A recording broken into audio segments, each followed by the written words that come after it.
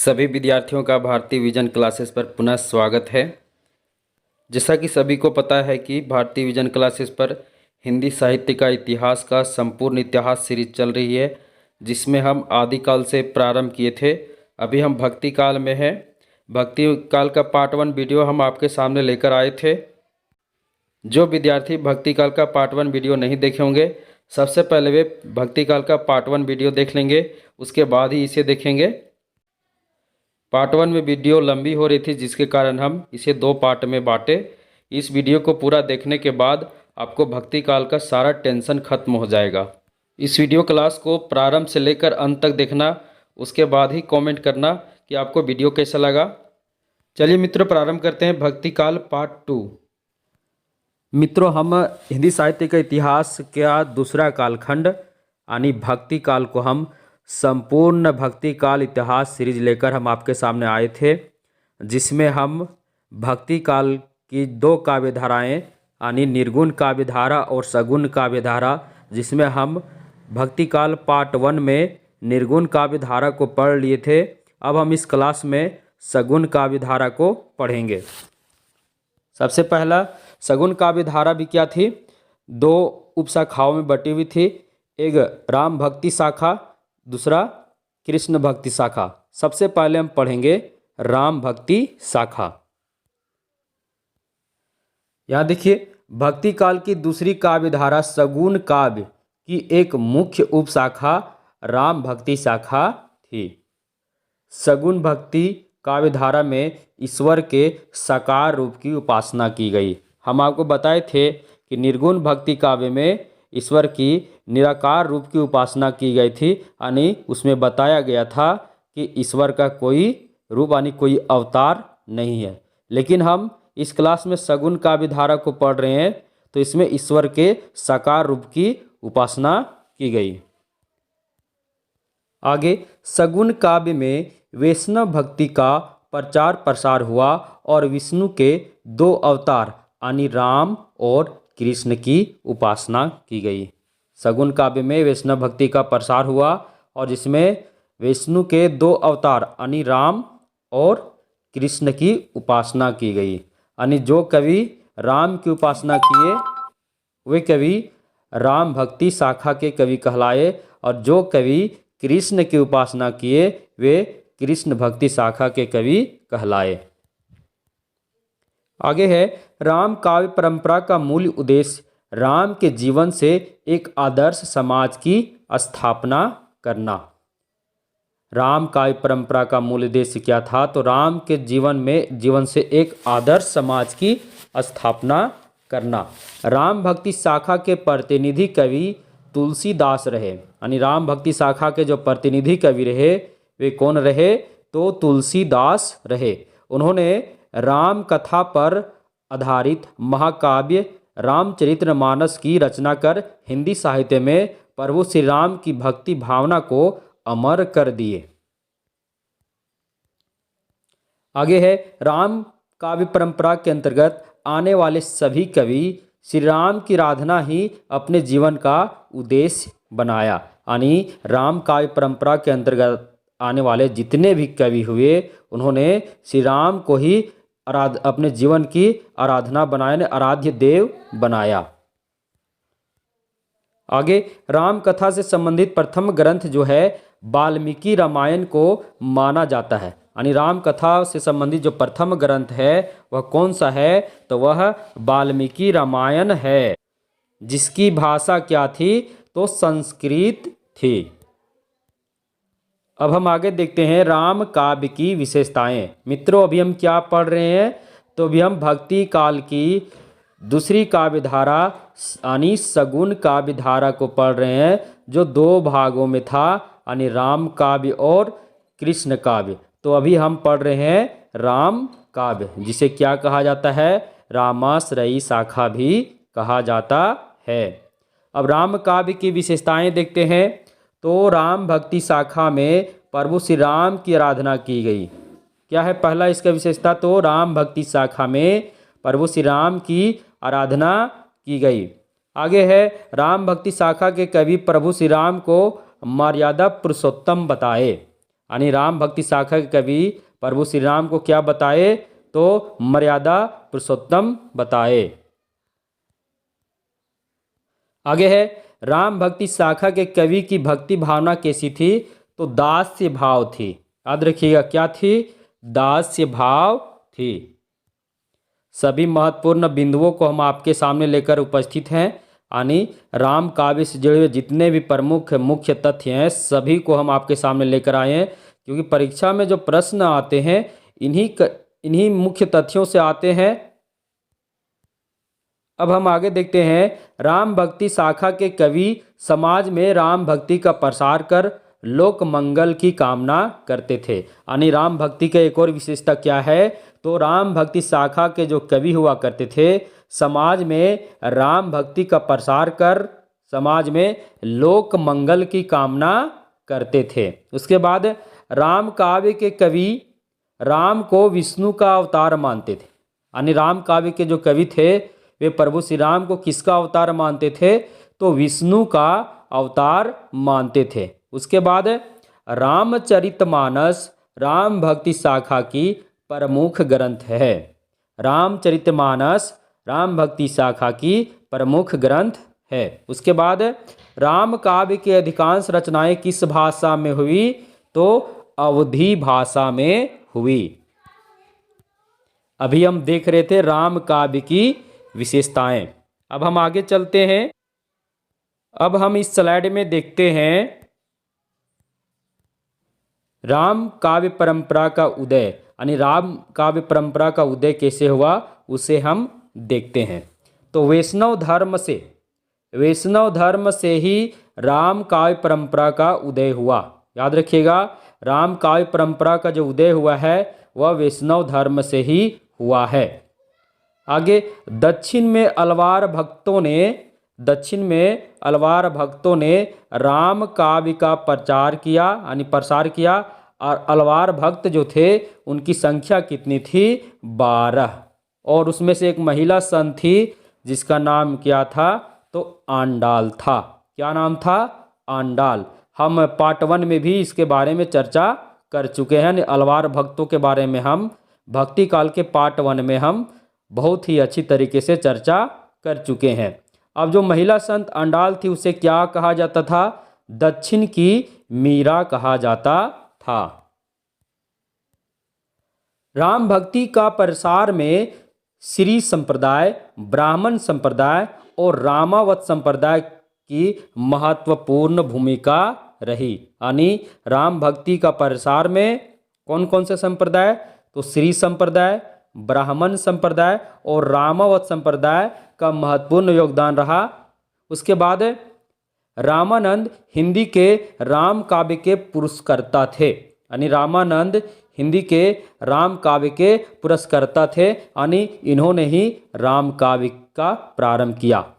उसके बाद दक्षिण भारत से उत्तर भारत में राम भक्ति का प्रसार करने वाले कौन हैं, तो रामानंद ही हैं। इससे प्रश्न कई बार परीक्षा में आता है कि उत्तर भारत में भक्ति का परिवर्तन किसने किया, तो रामानंद ने किया। अभी हम देख रहे थे राम काव्य परंपरा का उदय कैसे हुआ।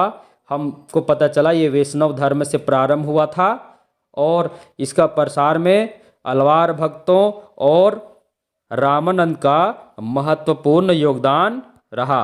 अब आगे चलते हैं। अब हम इस स्लाइड में देखते हैं राम काव्य परंपरा के प्रमुख कवि और उनकी रचनाएं। तो सबसे पहले राम काव्य परंपरा का प्रवर्तन किसने किया था, तो रामानंद ने किया था। तो सबसे पहले इन्हीं को देखते हैं, रामानंद। इनका जन्म 1299 ईस्वी कहाँ हुआ था, प्रयागराज में हुआ था। इनका मृत्यु 1411 ईस्वी वाराणसी में हुआ था। और ये प्रयागराज वाराणसी दोनों कहाँ हैं, तो उत्तर प्रदेश में हैं। इनके बाद रामानंद के गुरु कौन थे, तो राघवानंद थे। रामानंद के गुरु कौन थे, राघवानंद थे। आगे रामानंद जो थे वो राम काव्य के प्रथम क्या थे, तो पुरस्कर्ता थे।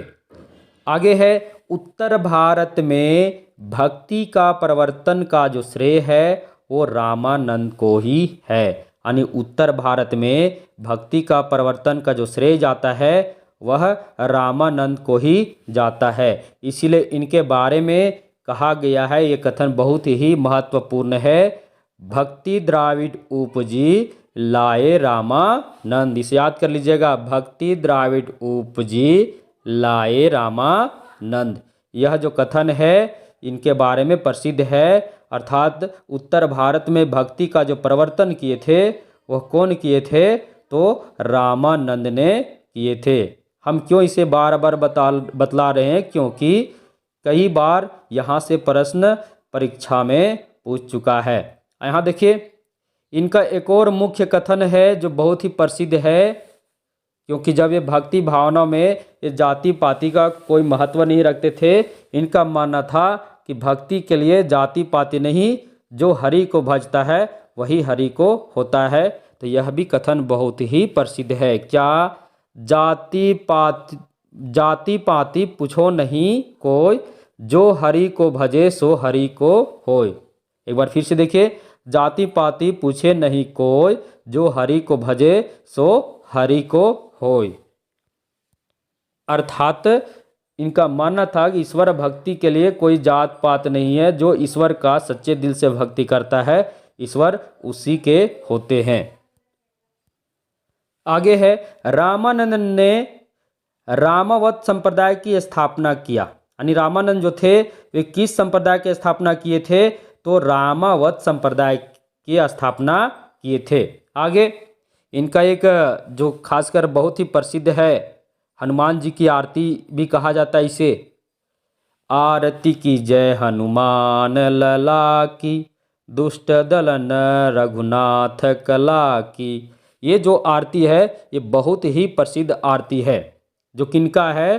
तो रामानंद का ही है। इस आरती में उन्होंने हनुमान की स्तुति किए हैं। किसकी किए हैं? हनुमान की स्तुति किए हैं। आगे देखिए, रामानंद सगुणोपासक थे। रामानंद सगुणोपासक थे, परंतु उनके जो शिष्य परंपरा हुए उसमें दो प्रकार के शिष्य हुए। कुछ सगुणोपासक हुए, कुछ निर्गुणोपासक हुए। और निर्गुणोपासक में जो सबसे सर्वश्रेष्ठ रहे वो कौन रहे? तो कबीर दास रहे। एक बार फिर से इसे देख लीजिए, रामानंद जो थे वो सगुण के उपासक थे, परंतु उनकी शिष्य परंपरा जो रही वे दोनों तरह से रही। यानी सगुण उपासक भी रही और निर्गुण उपासक भी, यानी निर्गुण के भी उपासक थे और सगुण के भी उपासक थे। आगे देखिए, रामानंद को राम काव्य का मेरुदंड कहा जाता है। ये भी बहुत ही महत्वपूर्ण है, परीक्षा में प्रश्न आ सकता है कि राम काव्य का मेरुदंड किसे कहा जाता है? तो राम काव्य का मेरुदंड रामानंद को कहा जाता है। अब हम इस स्लाइड में देखते हैं रामानंद की शिष्य परंपरा। तो भक्तमाल नाभादास की रचना है, जिसमें रामानंद के 12 शिष्यों का उल्लेख है। भक्तमाल जो किनकी रचना है? नाभादास की रचना है, जिसमें रामानंद के कितने शिष्यों का उल्लेख है? तो 12 शिष्यों का उल्लेख है। आचार्य शुक्ल ने भक्तमाल के आधार पर ही रामानंद के 12 शिष्यों का उल्लेख किए। यानी आचार्य शुक्ल अपनी इतिहास ग्रंथ हिंदी साहित्य का इतिहास में रामानंद के जो 12 शिष्यों का उल्लेख किए हैं वे भक्तमाल के ही आधार पर किए हैं। अब यहाँ देखिए, रामानंद के 12 शिष्य, सबसे पहले हम देखेंगे भक्तमाल के अनुसार। किसके अनुसार? भक्तमाल के अनुसार रामानंद के 12 शिष्य कौन थे? तो पहला अनंतानंद, दूसरा सुखानंद, तीसरा सुरसुरानंद, चौथा नरहरियानंद। नरहरियानंद को नरहरिदास भी कहा जाता है। पंचवां भावानंद, छठा पीपा, सातवां कबीर, आठवां सेना, नौवां धन्ना, 10वां रैदास, 11वां पद्मावती और 12वां सुरसरी। ये किनके अनुसार है? तो भक्तमाल के अनुसार है। अब देखते हैं हम हजारी प्रसाद द्विवेदी के अनुसार रामानंद के 12 शिष्य कौन कौन हैं।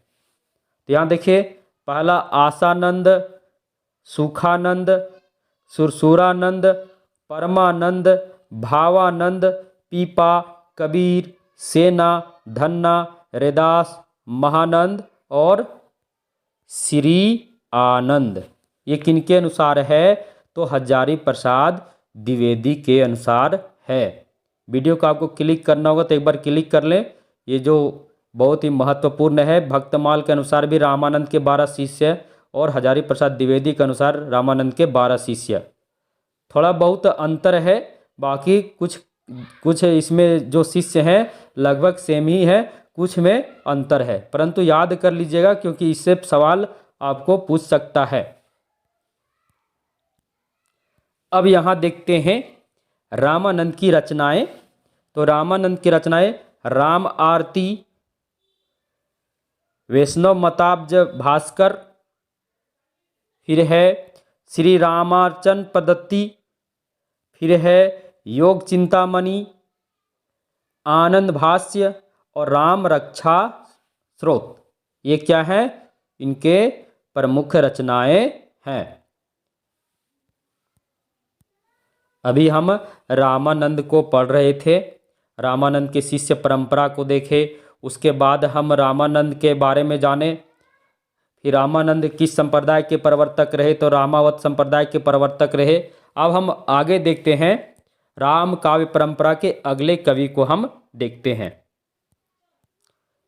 राम काव्य परंपरा के अगले जो प्रमुख कवि हैं, जिन्हें राम काव्य परंपरा के प्रतिनिधि कवि भी कहा जाता है, वे हैं तुलसीदास। कौन है?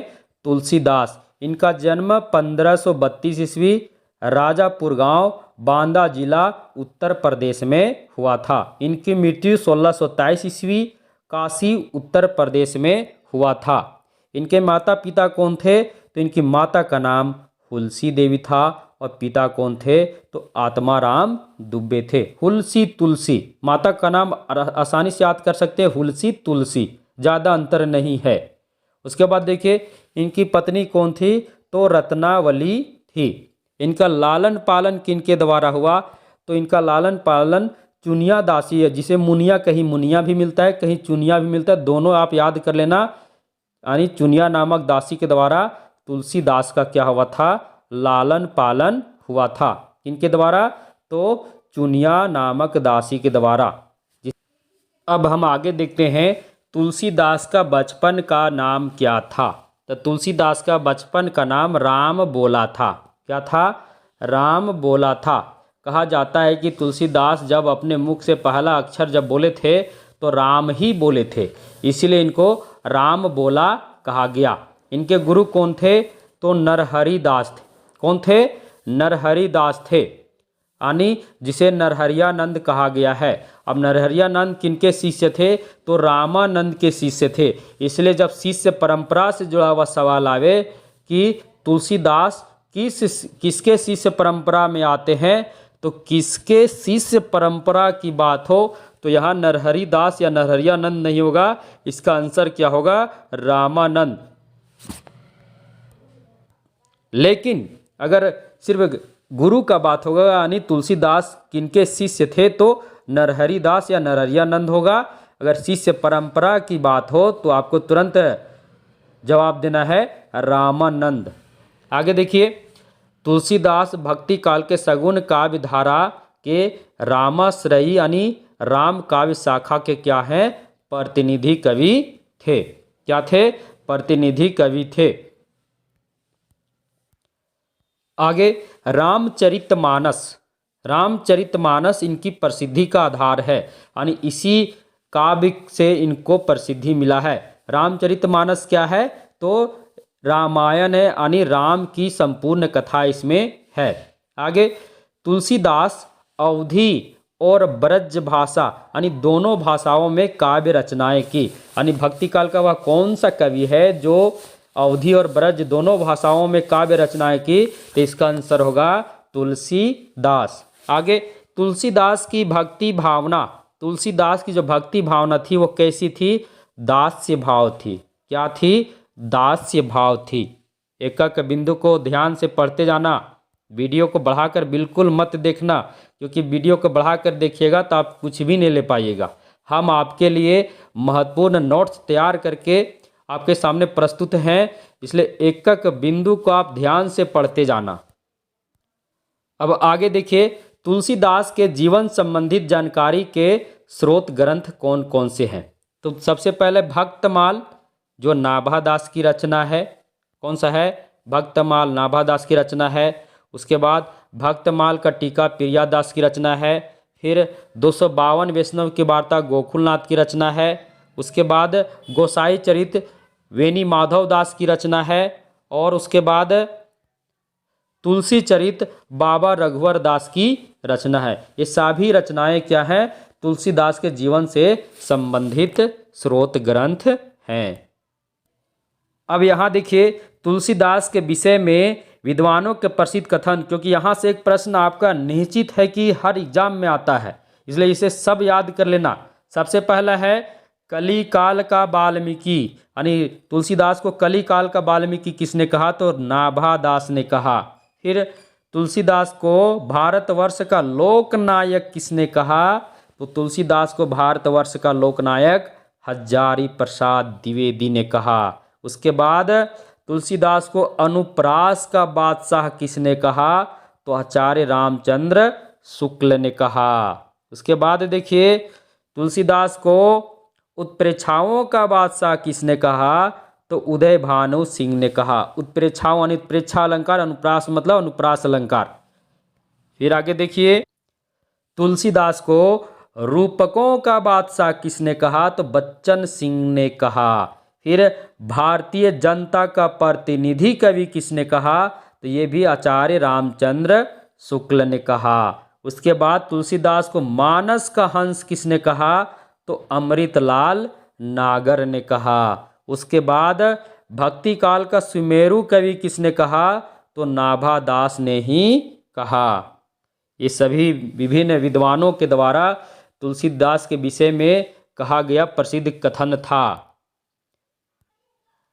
अब यहाँ तुलसीदास की रचनाएं देख लेते हैं। तो सबसे पहला रचना कौन सा है? रामचरितमानस है। कौन सा है? रामचरितमानस है, जो राम कथा का सबसे प्रसिद्ध काव्य है। इसे महाकाव्य भी कुछ विद्वानों ने कहा है। अब रामचरितमानस की भाषा क्या है? अवधी है। क्या है? अवधी है। छंद कौन सा है? तो रामचरितमानस में दोहा चौपाई छंद है। कितने कांड हैं? तो रामचरितमानस में 7 कांड हैं। उसके बाद रचना काल, तो इसका रचना काल संवत 1631 यानी 1574 ईस्वी है। मित्रों, हम आपको बता देते हैं तुलसीदास के बारे में कि तुलसीदास अवधी और बताइए ब्रज भाषा दोनों में क्या किए थे? काव्य रचनाएं किए थे। तो इसका हम आपको एक ट्रिक देते हैं, जिससे आप देखते ही बता देंगे कि तुलसीदास की कौन सी रचना अवधी में है और कौन सी रचना ब्रज में है। तो जहां राम और मंगल, यानी तुलसीदास की जिस रचना में या तो राम जुड़ा हो या तो मंगल लगा हो, तो राम और मंगल कहीं भी लिखा हो रचना में, तो समझ लीजिएगा उसकी भाषा क्या है?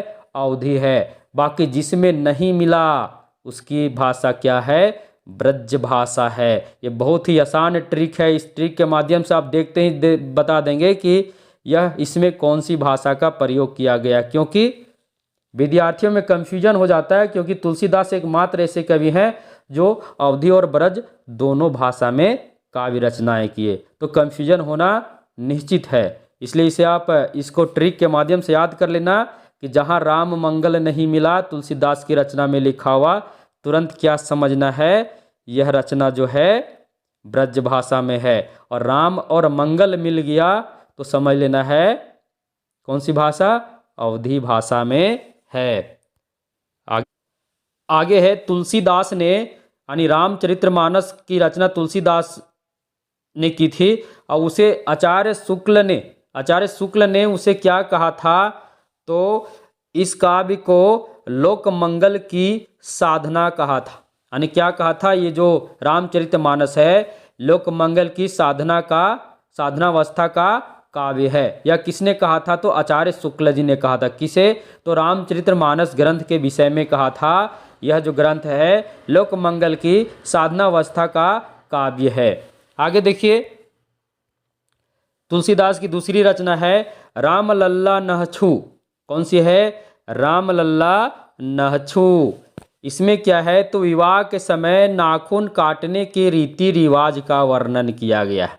यानी रामलल्ला नहछु में विवाह के समय नाखून काटने की रीति रिवाज का वर्णन किया गया है। इसकी भाषा क्या है?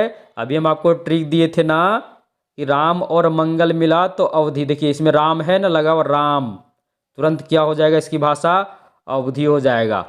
अब देखिए, यह एक प्रबंध काव्य है। क्या है? यह एक प्रबंध काव्य है। और इसमें कौन सा छंद का प्रयोग है? तो सोहर छंद का प्रयोग है। तुलसीदास की अगली रचना विराग संदीपनी। कौन सा? विराग संदीपनी। इसमें क्या है? तो संतों का ज्ञान, भक्ति, वैराग्य का वर्णन है। रचना काल संवत 1669। आपको ईस्वी निकालना हो तो 57 वर्ष माइनस कर देना। भाषा क्या हो जाएगी? फिर से ट्रिक का इस्तेमाल कीजिए। राम मंगल। वैराग्य संदीपनी में तो राम मंगल कहीं दिख नहीं रहा, तो भाषा तो तुरंत हो जाएगा ब्रज भाषा। फिर देखिए, इसकी अगली रचना क्या है इनकी? तो बरवे रामायण। रचना काल 1669 विक्रमी संवत।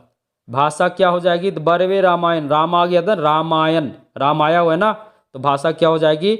अवधि। इसमें कितने कांड हैं? 7 कांड हैं। कितने छंद हैं?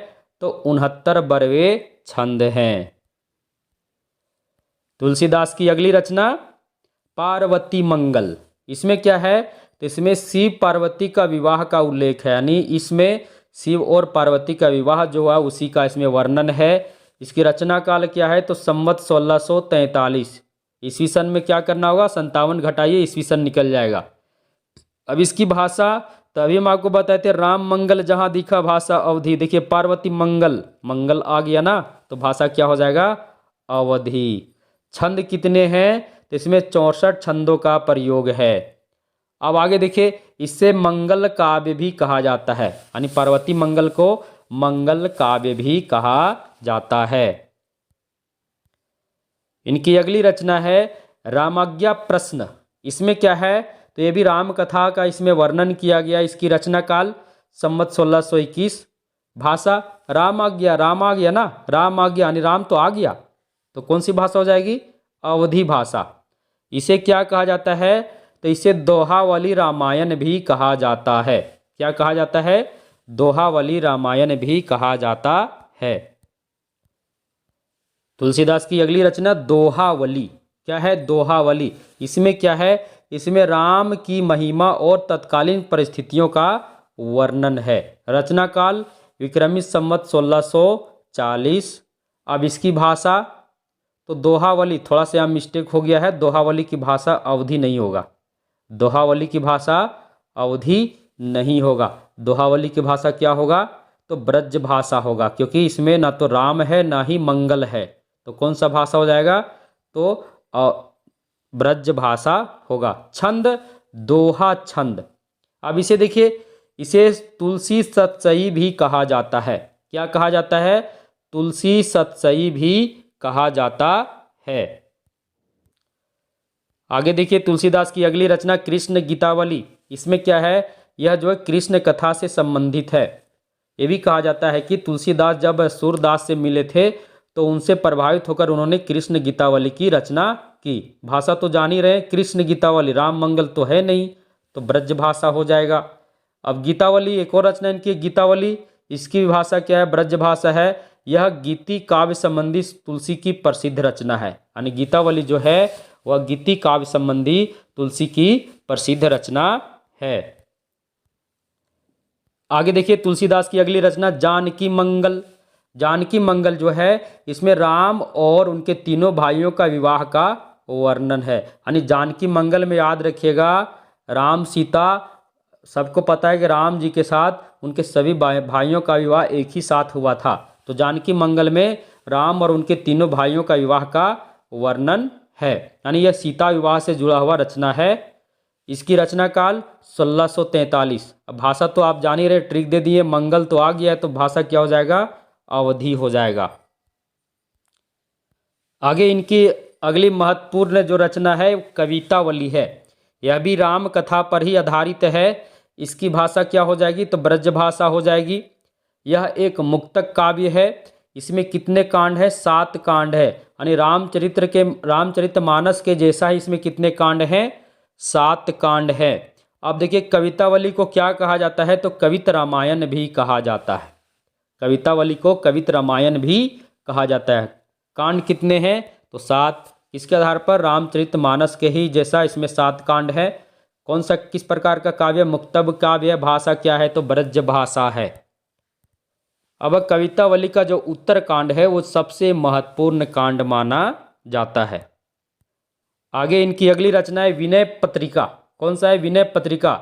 यह तुलसी का प्रभु राम के प्रति भक्ति भावना का समर्पित रचना है, यानी विनय पत्रिका में तुलसीदास द्वारा प्रभु श्री राम के प्रति जो भक्ति भावना है वही इसमें क्या है, समर्पित है। इसकी रचना काल संवत 1653 है। अब इसमें क्या है, इसमें विभिन्न देवी देवताओं की स्तुति की गई है, यानी तुलसीदास के द्वारा विभिन्न देवी देवताओं की क्या की गई है, स्तुति की गई है, जिसके माध्यम से प्रभु श्री राम की भक्ति प्राप्त हो सके। आगे शिव सिंह सेंगर ने इसे मुक्ति का प्रज्ञानंद सागर कहा, यानी शिव सिंह सेंगर ने इसे मुक्ति का प्रज्ञानंद सागर कहा। इनकी अगली रचना है हनुमान बाहुक, जो इनकी अंतिम रचना मानी जाती है। हनुमान बाहुक जो है, तुलसीदास एक बार रोग से ग्रस्त हो गए थे, यानी किस रोग से, तो बाहु रोग से ग्रस्त थे। उस रोग से मुक्ति के लिए हनुमान की स्तुति इस रचना में किए हैं। भाषा क्या हो जाएगी, तो ब्रज भाषा हो जाएगी। मित्रों अभी हम पढ़ रहे थे तुलसीदास को, तुलसीदास के सभी रचनाओं का हम एक एक करके पढ़े। अब हम आगे बढ़ते हैं। अब हम इस स्लाइड में देखेंगे राम काव्य परंपरा के अन्य कवि एवं उनकी रचनाएं। तो सबसे पहले देखते हैं अग्रदास की कौन कौन सी रचनाएं हैं, तो अष्टयाम, ध्यान मंजरी, हितोपदेश, ये इनकी प्रमुख रचनाएं हैं जो राम काव्य परंपरा से जुड़ी हुई हैं। कौन कौन, अष्टयाम, ध्यान मंजरी, हितोपदेश, किनकी रचना है, अग्रदास। अष्टयाम अग्रदास, ध्यान मंजरी अग्रदास, हितोपदेश अग्रदास। उसके बाद है रुक्मणी मंत्र। रुक्मणी मंत्र किनकी रचना है, विष्णुदास की रचना है। उसके बाद भरत मिलाप अंगद पेज, ये अंगद पेज कई बार आ चुका है।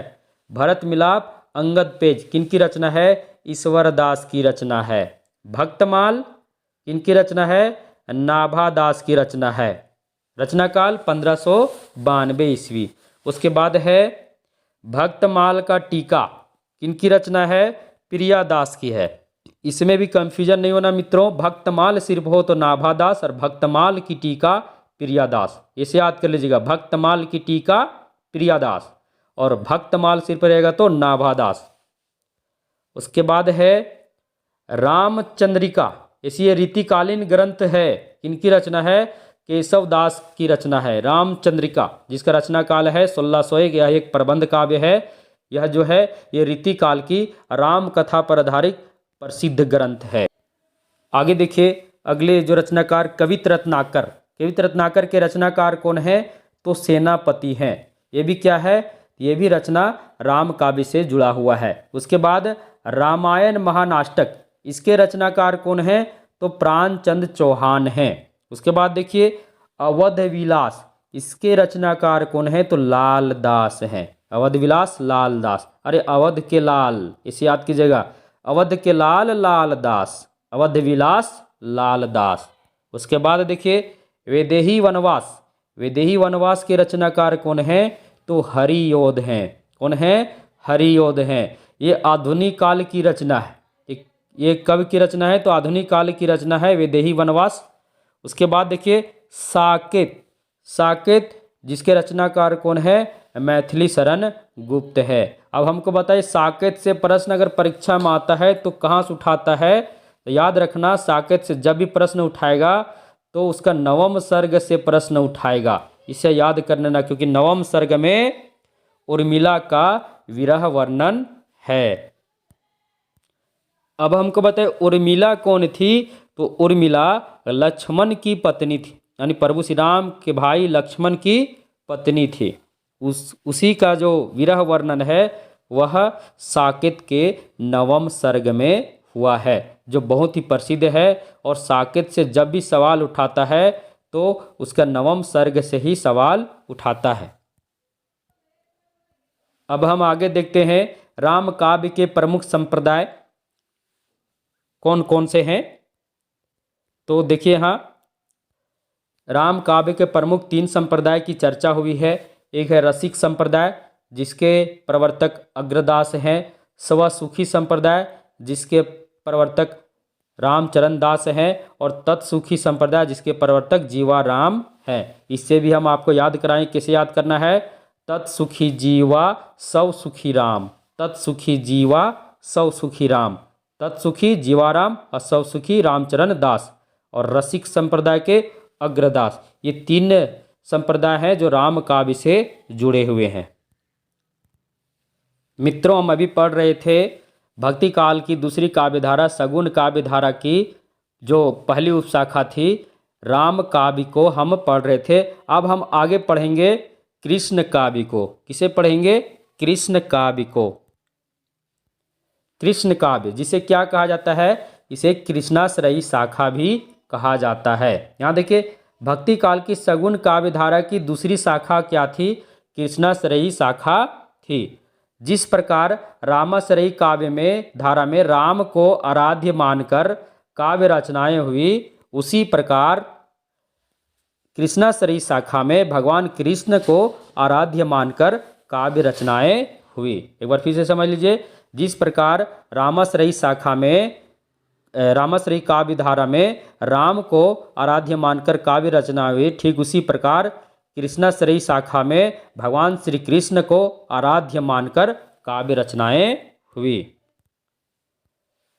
कृष्णाश्रयी शाखा के प्रतिनिधि कवि कौन हैं? तो कृष्णाश्रयी शाखा के प्रतिनिधि कवि सूरदास हैं। और इनकी जो प्रसिद्ध रचना है वह कौन सा है? सूरसागर है। उसके बाद कृष्ण भक्ति शाखा में कृष्ण के बाल लीलाओं का वात्सल्य रूप से वर्णन किया गया है। खासकर वात्सल्य रूप से श्री कृष्ण के बाल लीलाओं का वर्णन किया गया है। उसके बाद सर्वप्रथम आचार्य निम्बार्क ने विष्णु के कृष्ण स्वरूप का प्रसार किया। यानी सर्वप्रथम किस आचार्य ने विष्णु यानी कृष्ण के स्वरूप का यानी कृष्ण भक्ति का प्रसार किया? तो आचार्य निम्बार्क ने। किसने? आचार्य निम्बार्क ने। यानी उन्होंने विष्णु के कृष्ण स्वरूप का प्रसार किया। आगे है कृष्ण भक्ति शाखा का प्रसार में अष्टछाप के कवियों का महत्वपूर्ण योगदान रहा। यानी कृष्ण भक्ति शाखा के प्रसार में अष्टछाप के कवियों का महत्वपूर्ण योगदान रहा। कृष्ण भक्ति काव्य धारा के मूल प्रेरक आचार्य वल्लभाचार्य हैं। कौन है? वल्लभाचार्य हैं। यानी कृष्ण भक्ति काव्य धारा के जो मूल प्रेरक हैं वे कौन हैं? तो वल्लभाचार्य हैं, जिन्होंने पुष्टि मार्ग की स्थापना कर कृष्ण भक्ति का प्रसार किए। उन्होंने किस मार्ग की स्थापना किए थे? वल्लभाचार्य ने तो पुष्टि मार्ग की स्थापना किए थे। आगे विठलनाथ ने अष्टछाप की स्थापना 1565 ईस्वी में की। और अष्टछाप ने कितने कवियों को स्थान दिया? तो उन्होंने अष्टछाप में 8 कवियों को स्थान दिया। सारे कवि कृष्ण भक्ति शाखा के कवि थे, यानी कृष्ण भक्ति यानी कृष्ण भक्त थे। आगे कृष्ण काव्य में भगवान श्री कृष्ण को अवतारी पुरुष माना गया। कृष्ण काव्य में भगवान श्री कृष्ण को अवतारी पुरुष माना गया। यानी सगुन काव्य धारा में 2 तरह की काव्य धाराएं थी। रामाश्रयी में राम को अवतारी पुरुष माना गया, यानी उन्हें मर्यादा पुरुषोत्तम कहा गया। उसी प्रकार कृष्ण काव्य में भगवान श्री कृष्ण को अवतारी पुरुष माना गया। अब हम इस स्लाइड में देखते हैं कृष्ण भक्ति शाखा के प्रमुख संप्रदाय एवं उसके प्रवर्तक। सबसे पहला है वल्लभ संप्रदाय। कौन सा? वल्लभ संप्रदाय, जिसके प्रवर्तक कौन है? तो वल्लभाचार्य हैं। कौन है? वल्लभाचार्य हैं। वल्लभ संप्रदाय को शुद्धताद्वैतवाद भी कहा जाता है। उसके बाद देखिए गौड़ीय संप्रदाय। गौड़ीय संप्रदाय के प्रवर्तक कौन है? चैतन्य महाप्रभु हैं। इसकी चर्चा ऐसी हम भक्तिकाल पार्ट 1 में बहुत ही अच्छी तरीके से कर चुके हैं, तो उसमें आप याद कर लिए होंगे, तो आपको यहाँ दिक्कत नहीं होनी चाहिए। तीसरा है राधा वल्लभी संप्रदाय। इसके प्रवर्तक हित हरिवंश हैं। उसके बाद हरिदासी संप्रदाय। इसके प्रवर्तक कौन है? तो हरिदास निरंजनी हैं। इसे एक बार और देख लीजिए। जो कृष्ण भक्ति शाखा के प्रमुख संप्रदाय थे वे कौन कौन थे? तो वल्लभ संप्रदाय, गौड़ीय संप्रदाय, राधा वल्लभी संप्रदाय और हरिदासी संप्रदाय। यह कृष्ण भक्ति शाखा के प्रमुख संप्रदाय थे। आगे बढ़ते हैं। अब हम इस स्लाइड में पढ़ेंगे अष्टछाप को। अष्टछाप के लिए हम एक विशेष वीडियो आपके सामने लेकर बहुत जल्द आ रहे हैं, जिसमें अष्टछाप के संपूर्ण निचोड़ को हम आपके सामने लेकर प्रस्तुत हो जाएंगे। अभी हम अष्टछाप को जो महत्वपूर्ण जो मुख्य तथ्य है उसे देख लेते हैं। तो अष्टछाप का जो निर्माण हुआ था 1565 ईस्वी में विट्ठल नाथ के द्वारा हुआ था। अष्टछाप के सभी कवि कृष्ण भक्त कवि थे। क्या थे? कृष्ण भक्त कवि थे। उसके बाद अष्टछाप में कुल 8 कवि थे। कितने थे? 8 कवि थे। अब 8 कवि कौन कौन थे? तो वल्लभाचार्य के 4 शिष्य थे और 4 शिष्य जो थे वे विट्ठल नाथ के थे। वल्लभाचार्य के 4 शिष्य कौन कौन थे? तो सूरदास, कृष्णदास, परमानंद दास और कुंभन दास। कौन कौन? सूरदास, कृष्णदास, परमानंद दास और कुंभन दास। वहीं विट्ठल नाथ के 4 शिष्य कौन कौन थे? तो नंददास, चतुर्भुज दास, चित स्वामी और गोविंद स्वामी। मित्रों, मैं अष्टछाप का संपूर्ण निचोड़ वीडियो लेकर बहुत जल्द आपके सामने प्रस्तुत हो जाऊंगा।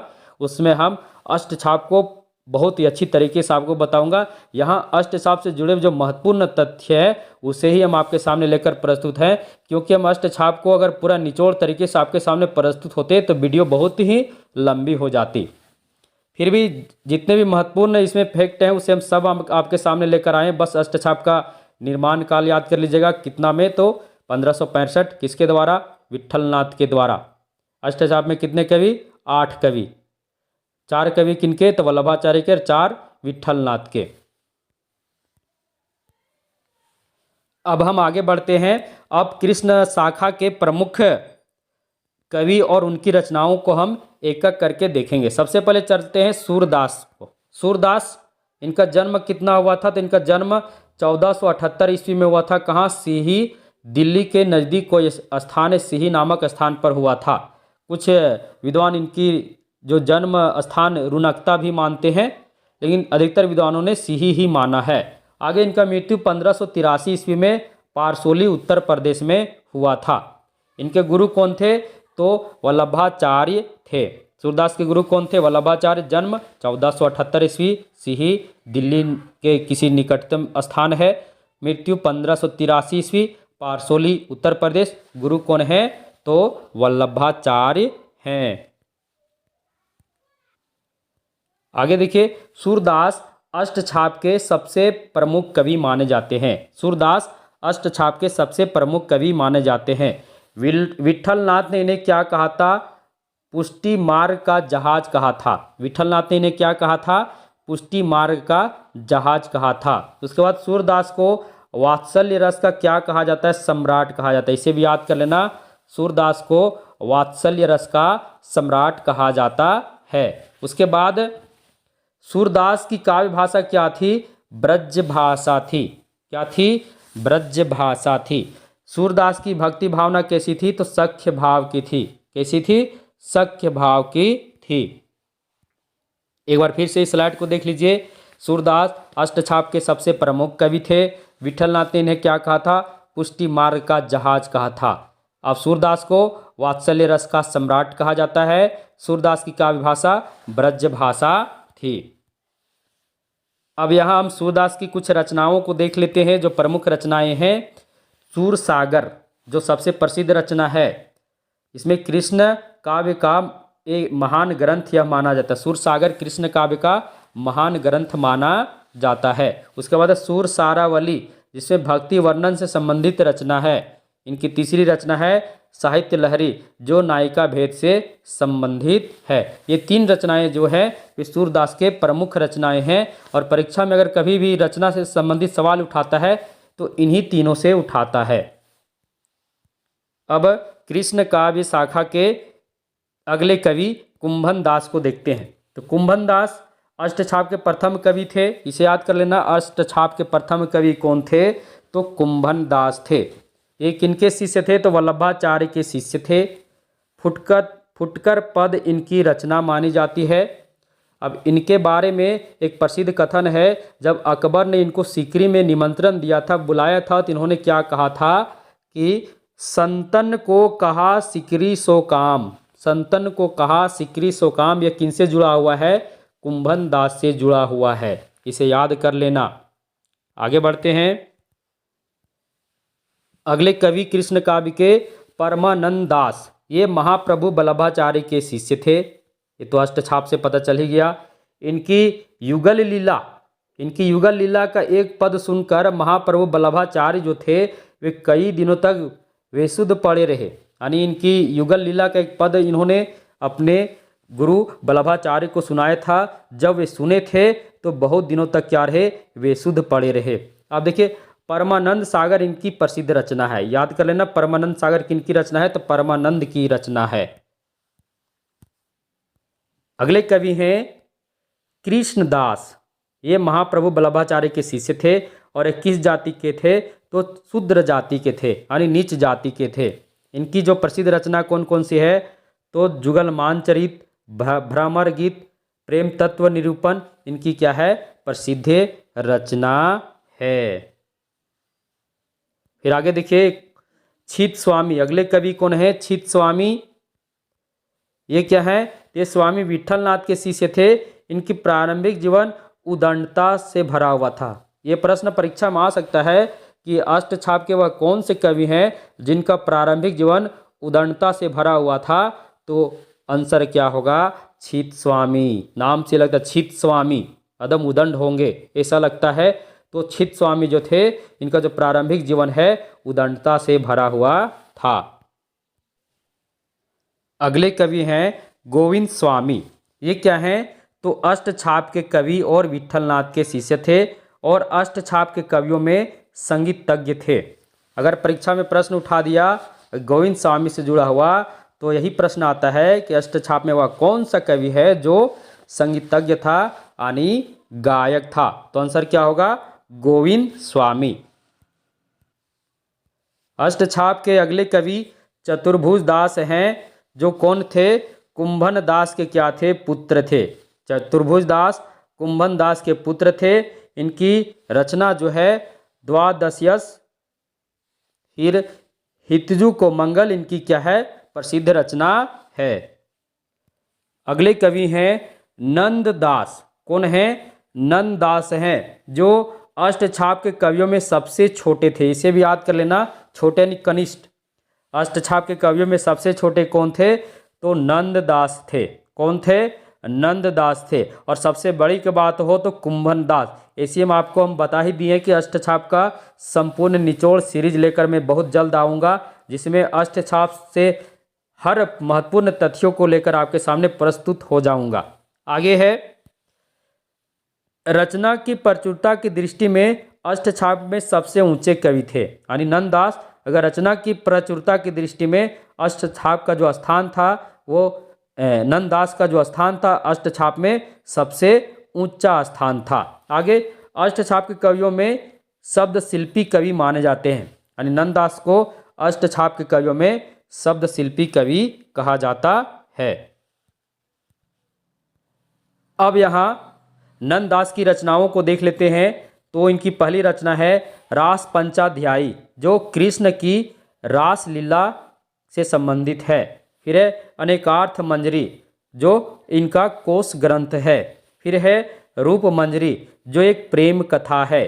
फिर है रस मंजरी, मंजरी याद रखिएगा, ज़्यादा नंददास की है। रस मंजरी जो नायिका भेद से संबंधित है। उसके बाद है श्याम सगाई, जिसमें राधा और कृष्ण की सगाई का वर्णन है। उसके बाद है विरह मंजरी, जिसमें गोपियों का विरह वर्णन है। उसके बाद है रुक्मणी मंगल, जिसमें कृष्ण और रुक्मणी का विवाह का वर्णन किया गया है। फिर है भंवर गीत, ऐसी भ्रमर गीत होगा तो भ्रमर गीत सूरदास, और भंवर गीत होगा तो क्या हो जाएगा, नंददास। उसके बाद है सुदामा चरित। अब कृष्ण काव्य परंपरा में एक कवित्री भी थी जिनका नाम मीराबाई था। इनका जन्म 1498 ईस्वी कुर्की ग्राम में हुआ था, मृत्यु 1546 ईस्वी में हुआ था। इनके गुरु कौन थे, तो संत रैदास थे। कौन थे, संत रैदास थे, जिन्हें रविदास भी कहा जाता है। आगे,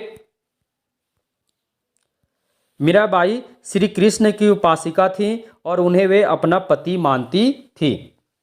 मीराबाई श्री कृष्ण की उपासिका थी और उन्हें वो अपना पति मानती थी। अब मीरा की जो भक्ति भाव थी वो मधुरी भाव, यानी मीरा जी का जो भक्ति भाव था श्री कृष्ण के प्रति, यानी अपने काव्य में, वो माधुर्य भाव था। जिस प्रकार तुलसीदास का दास्य भाव था, मीराबाई का माधुर्य भाव था।